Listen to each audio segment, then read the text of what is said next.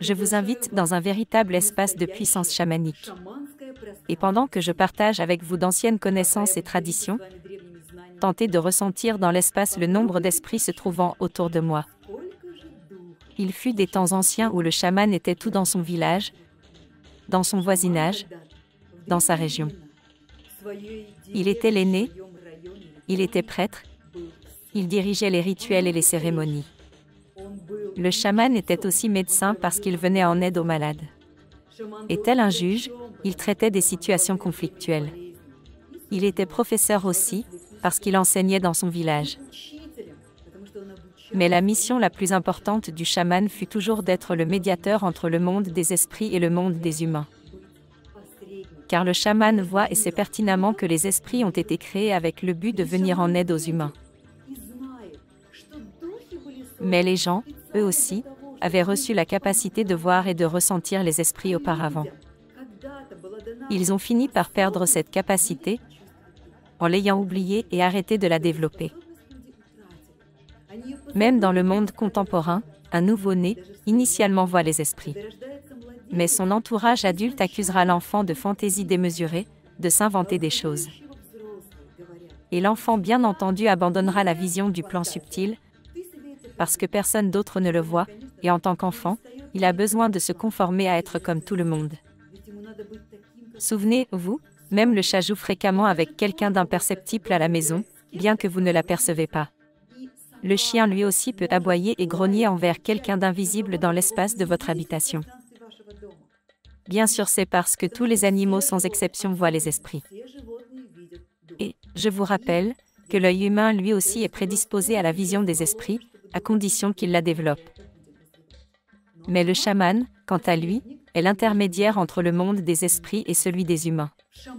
Dans la lignée chamanique, quand un enfant vient au monde, il entend dès son jeune âge.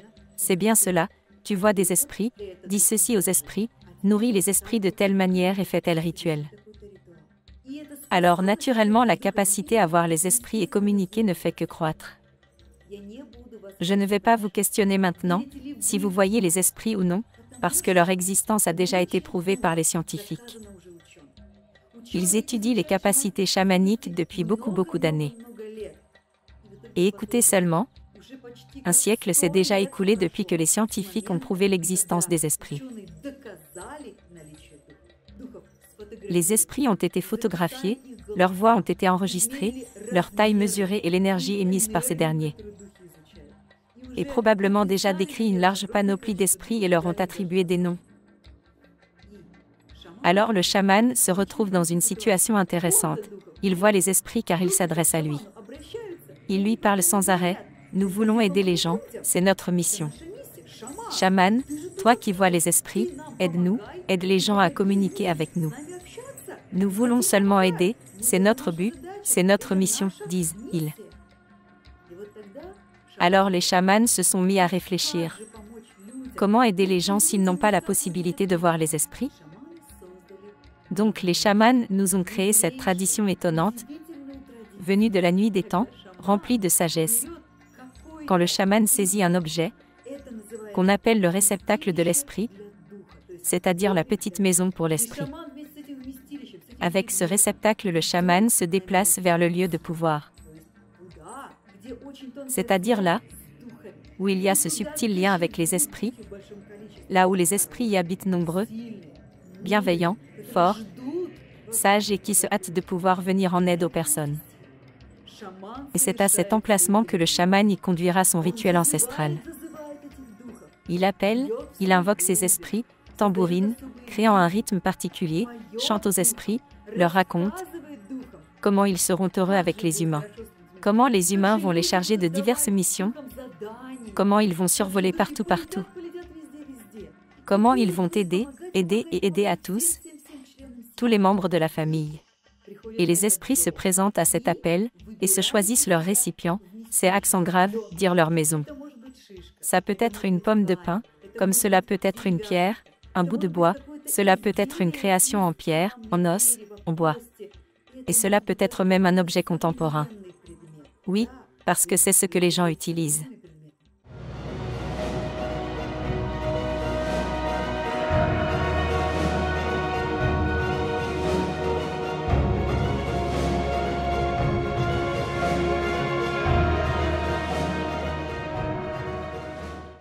D'un tel voyage, le chaman revient avec un très lourd bagage, parce qu'il revient non seulement avec des pierres, des pommes de pin et d'autres objets de la nature. Le chaman revient avec des amulettes, des objets de puissance, habités par un esprit. Quand vous venez en consultation chez le chaman, ou dans un séminaire, toujours vous allez voir exactement de la même manière, comme dans l'espace où je me trouve en ce moment, toujours s'y trouvent ces mêmes esprits. Et le chaman vous dira certainement, et cet esprit est pour vous. Il vous tendra l'esprit qui vit dans de si belles plumes, ou alors dans une belle ceinture, ou encore dans une belle amulette comme celle-ci. Ici, tout ce que vous voyez autour de moi est habité par des esprits. Je suis très curieuse de savoir si vous avez pu les sentir. Alors, quand vous obtiendrez une amulette chamanque, je vous en supplie de vous rappeler que ce n'est pas un simple bout de bois ou de pierre, et pas non plus juste une bague. C'est un objet vivant. Demandez toujours à un chaman comment communiquer avec cet esprit en particulier. Notez attentivement ses conseils et recommandations. Et au moment où vous vous adressez à l'esprit, vous communiquez comme une créature vivante. L'esprit s'éveille et dit « Oh, on a besoin de moi, je peux venir en aide. » Et il écoute attentivement sa mission, celle que vous lui transmettez. Dès la mission donnée, il s'échappe de l'objet, quitte sa petite demeure et s'envole de ses propres ailes, court sur ses petites pattes pour accomplir sa mission au plus vite. Et le chaman lui aussi est toujours heureux de venir au bout d'un problème, de créer une amitié, de tisser un lien entre les gens et les esprits. De restituer cette tradition ancestrale, l'amitié, entre tous les esprits et humains. J'espère de tout cœur que vous ressentirez cette tradition et que les esprits vous viendront en aide en toute situation dans la vie. Je serais très heureuse si vous me racontiez vos histoires, comment vous communiquez avec les esprits, comment vous viennent en aide et les miracles qui se sont produits. Et bien sûr, posez-moi vos merveilleuses questions.